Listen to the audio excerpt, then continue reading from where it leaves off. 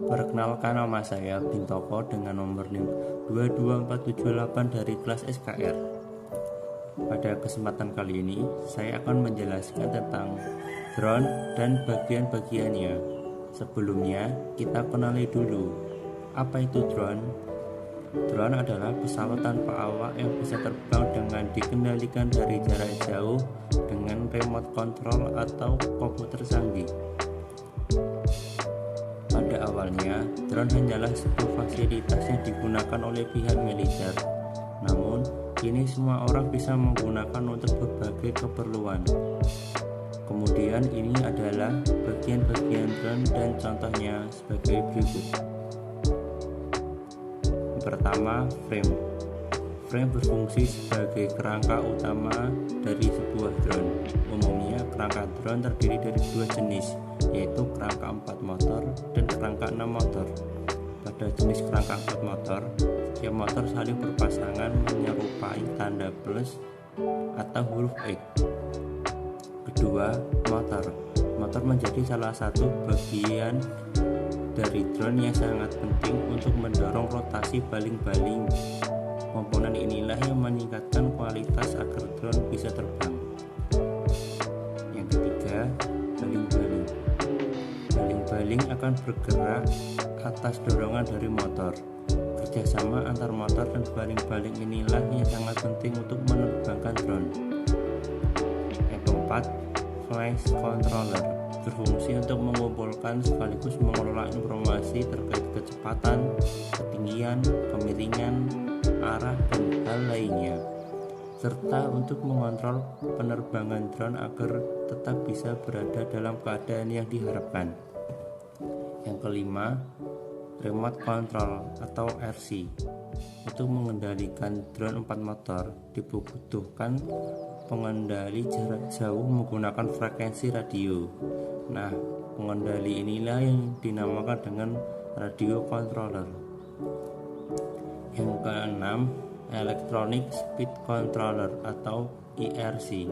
Fungsi ERC untuk menerjemahkan sinyal yang dikirim oleh flight controller untuk mengurangi atau menambahkan daya sebuah motor pada drone yang terhubung dengannya.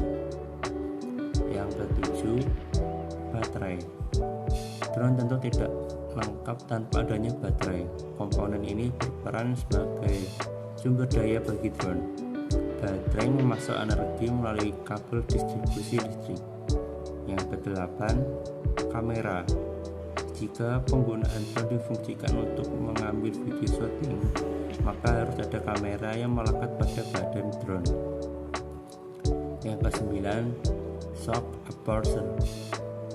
Peredam getaran yang dipakai di drone untuk membantu memberikan keseimbangan kamera hingga tetap lurus dan stabil. Namun, tidak semua drone memiliki fungsi ini. Yang kedelapan, radio transmitter. Ini merupakan pemancar yang dipakai untuk mengontrol pesawat dari RC atau remote control. Yang ke-11 dan terakhir adalah alat pendarat. Ini adalah struktur dimaksudkan untuk pendaratan yang aman dari pesawat tak berawak. Kemudian berikut ini adalah pemanfaatan drone dalam bidang kehutanan. Yang pertama, memperbaiki perencanaan pengolahan hutan. Dengan penggunaan drone, perencanaan pengolahan hutan menetapkan tujuan yang dimiliki pemilik tanah atas tanahnya, diikuti dengan serangkaian tindakan yang harus diambil untuk mencapai tujuan tersebut. Selain itu, rencana ini juga berisi informasi tentang faktor-faktor seperti luas area, batas, tegakan hutan, spesies kayu, dan investasi biologi. Teknologi UAV sangat berguna sebagai alat dalam pembuatan rencana ini. Perencanaan hutan menghemat banyak waktu dan juga kualitas rencana dapat ditegakkan secara substansial. Yang kedua, dokumentasi tindakan. Seperti disebutkan di bagian sebelumnya, teknologi drone dapat sangat membantu dalam mendokumentasi tindakan, baik yang tidak dilakukan tetapi juga direkomendasikan oleh perencanaan hutan. Sebagai contoh, data yang ditangkap oleh drone dapat memberikan informasi tentang potensi kebutuhan yang pembersihan, mengurangi biaya untuk memulihkan hutan yang jatuh. Itu juga dapat mendokumentasikan kerusakan pengemudi setelah tindakan korektif dapat diambil. Yang ketiga, mendeteksi dan mengelola hama penyakit. Hama dan penyakit dapat menjadi bahaya besar bagi kelangsungan hutan. Kabar baiknya adalah bahwa dengan menggunakan teknologi drone dimungkinkan untuk mendeteksi wabah pada tahap awal, sehingga tindakan korektif dapat segera diambil.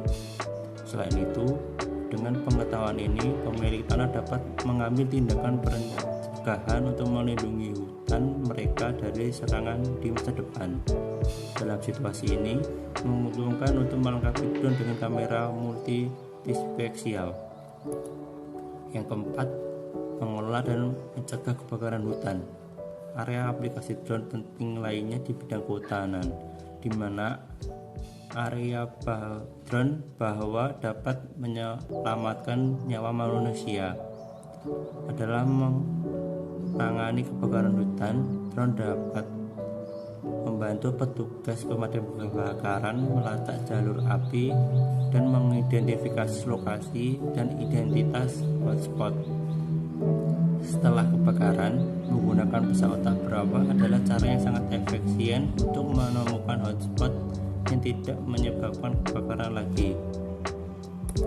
Yang kelima, mengelola hutan tanaman skala besar. Akhirnya, teknologi drone telah menjadi alat yang semakin populer. Ketika datang untuk menilai dan mengelola hutan tanaman, drone dapat memberikan informasi tentang faktor-faktor vital seperti volume, tinggi pohon, serta kondisi keseluruhan perkebunan atau kehutanan. Oke, demikianlah presentasi atau penjelasan saya. Bila ada salah, mohon maaf dimaafkan dan dah.